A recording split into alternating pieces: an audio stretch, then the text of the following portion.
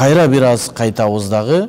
Пайгамбарыбыз саллаллаху алейхи вассаламдын Мадинадагы доорунун артыкчылыктары, өкүмдөр кандай болгон? Эми буга жекеден сүйлөшүп баштайбыз, а? Пайгамбарыбыз саллаллаху алейхи вассаламдын оозунан чыккан сөздөр фик болчу, өкүмдөр болчу. Кайсыл маселеде сураса, пайгамбарыбыз сүйлөп, же болбосо аятты чечмелеп, ошентип пайгамбарыбыз саллаллаху алейхи вассалам 10 жыл Мадинада шарият өкүмдөрүн үйрөттү.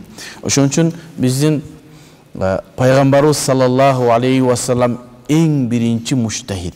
Муджтахид деген нерсе, муджтахид мутлак деп айтабыз, илимдин эң акыркы жеткен чеги. Муджтахид мутлак, илимдин акыр, биз алым, шейх, устаз дейбиз го.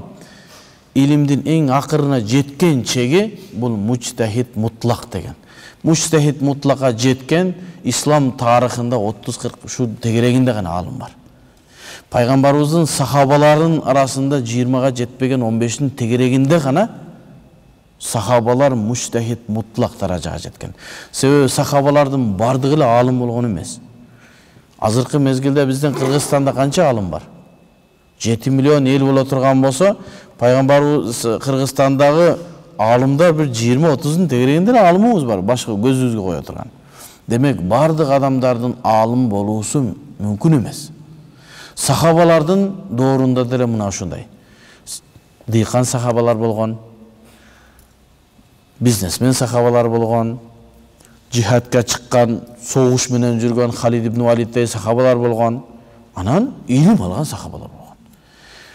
Башка адамдар пайгамбарыбыздан келип сурашкан, пайгамбарыбыз өткөндөн кийин сахабалардан сураган да. Ошого эми пайгамбарыбызды өтө элек мезгилдеги абалга токтойлу. Ошол мезгилде пайгамбарыбыз өзү сахабаларды дайындап, өкүмдөр кандай алынышы, суроого кантип жооп бериш керек, бардыгын пайгамбарыбыз үйрөткөн.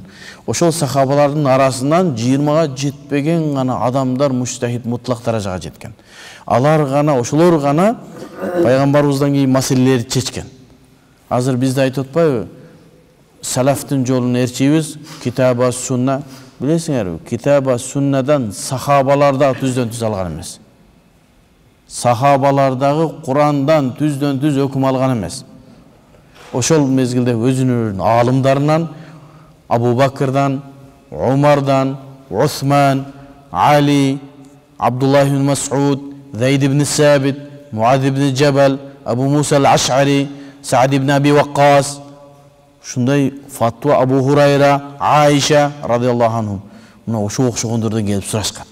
Биз хадистерди окуп калсак, келип пайгамбарыбыздын аялы Айшенебизден канча адамдар фатва сурайт эле. Мына маселе кандай эле, тиги маселе кандай эле деп.